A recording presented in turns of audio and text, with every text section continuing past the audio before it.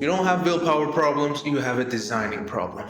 Every system or routine you've tried to build, getting up early, the morning routine, like sleeping early, 2 blocks of deep work in a row, all of them failed at 14 days. Not because you're weak, but because you've changed your intentions without changing the structure underneath it. You keep the same environment around you and you keep expecting different behaviors from yourself. That's friction you're pretending doesn't exist. Willpower, it's real, it exists, but it's a finite resource and you burn through it making decisions that shouldn't even exist in the first place. Whether to eat, what to eat, reach out for your phone when you wake up, I don't know, clean your desk or not. All of these are decisions. Every time you have to consciously override your environment, you're burning out that willpower resource that you have. The people you look at and call disciplined don't exercise more willpower than you. They've built systems that make the right choice the path of least resistance. Discipline is basically what a well-designed life looks from the outside. What I'm going to give you is a framework with 3 layers. And once you see it,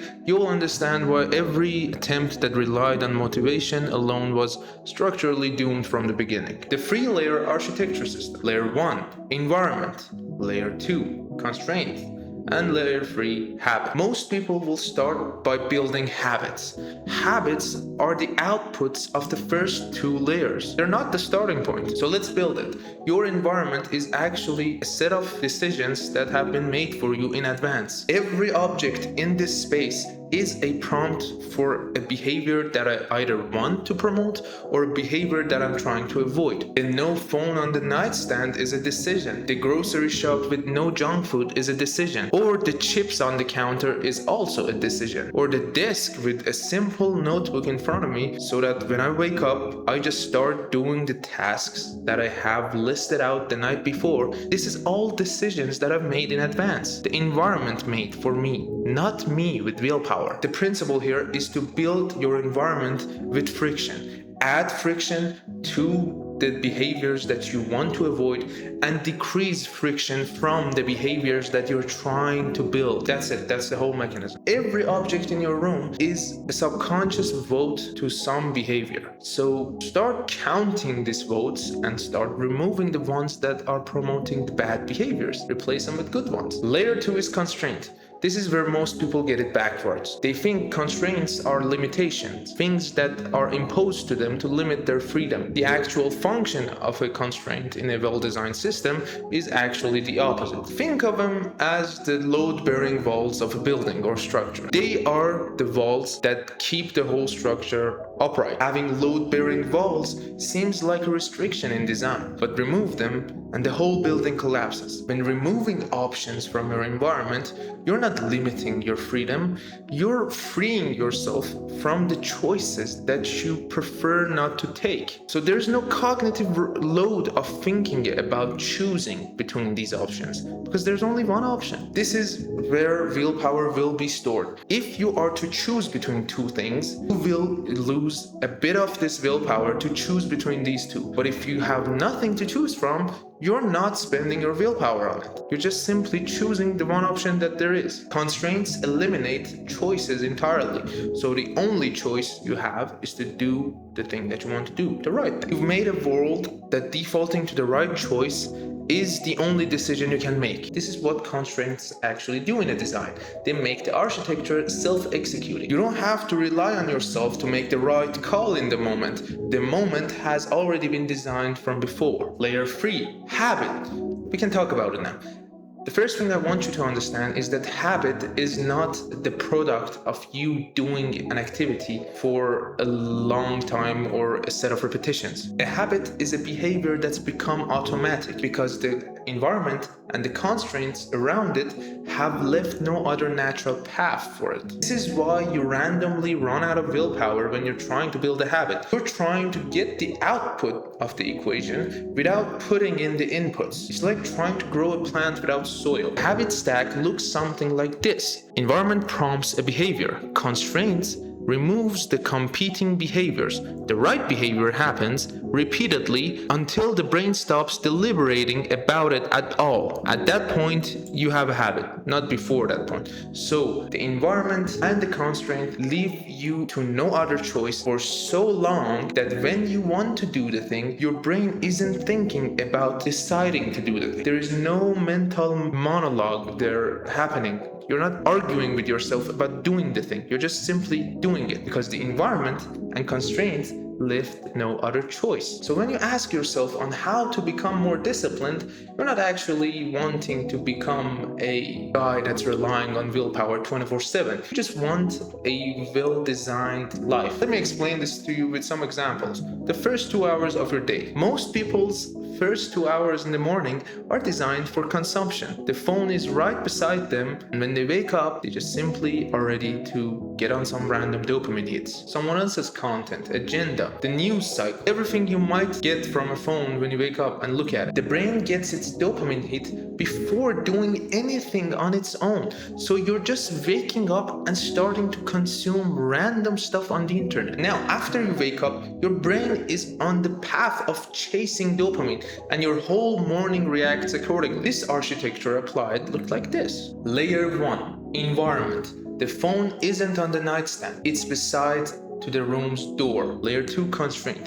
For example, no consumption before output. Not a rule you follow with grit. A hard constraint. The apps don't exist, the feeds don't exist, the news don't exist. Nothing exists until you've built something. This way, you've closed the door to competing behaviors. Layer 3, the habit.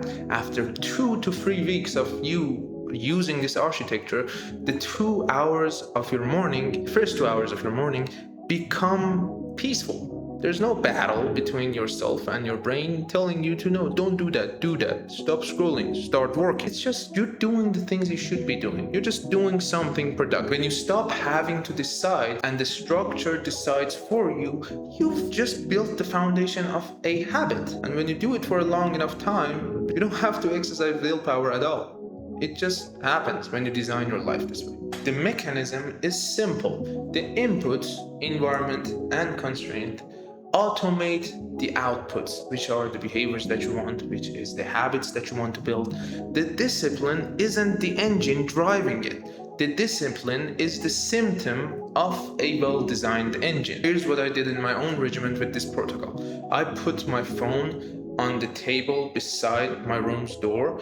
So when the alarm goes off, I wake up, I go set off the alarm, and I move out the room to the kitchen where I drink a liter of water or get myself my glass bottle and walk towards my desk. This eliminates me scrolling. This puts me in a healthy position where I'm hydrating myself and ready to work. I'm waking my body up by moving along the house, and I'm at my desk ready to do something productive. I'm not maintaining these habits with discipline. This is simply the natural outputs of the space I have designed for myself. Phone being on the table and not on my nightstand cost me no willpower to decide. It's been decided the night before when I set the alarm for 5:30 in the morning. Use those constraints to limit yourself from putting the phone back at your bed nightstand. You are building that habit. This is the process. Since I have designed my life this way, my deep work sessions have been amazing. I don't have to use willpower to enter a deep work session. I just have my phone in my bedroom after I set the alarm off for the next 2 to 3 hours of my day, and I'm here at my desk with water and everything ready. I just have to work. I don't use willpower to work. I'm not like, okay, I'm going to start on my deep work session and my phone's there with 50 notifications during the 1 hour I have to work. It's not there, so I don't need to use willpower to do it. The only days that I need to rely on willpower and discipline to operate are the ones that I'm not in my own space. For example, I'm working from a hotel room, someone else's space, or from a desk that's not mine, from a coffee shop. That's when I need to exercise willpower. Those aren't the ideal conditions. So why not build the ideal conditions for you to just do the behaviors that you want out of your life? If you want to work Make work the easiest option for you to do so. Remember, willpower is expensive, it runs out faster than your cloud tokens, and don't rely on them. Please, for the love of God, don't rely on willpower and discipline. Remember, willpower is a finite resource. It's expensive. It runs out faster than your cloud tokens. Instead, architect an environment that doesn't challenge you 24/7. Architect a space that you just feel naturally inclined to do the things that should be done. There is a broader principle here at play. The conditions you live in form and shape the person you are. This is true for the physical environment you're in, the relationships you're in, the information diet you're on, the constraints you've accepted as fixed versus the ones you can actually design. Architecture is not about your desk, it's about the design you're putting into your life, the effort you put in to putting stuff together to make life the way you want it to have. Most people live their life inside a structure they never actually designed themselves. They inherit this structure of life from the environment they're in, and they seem to be confused that they can't override it. And again, discipline is what a well-designed life looks from the outside.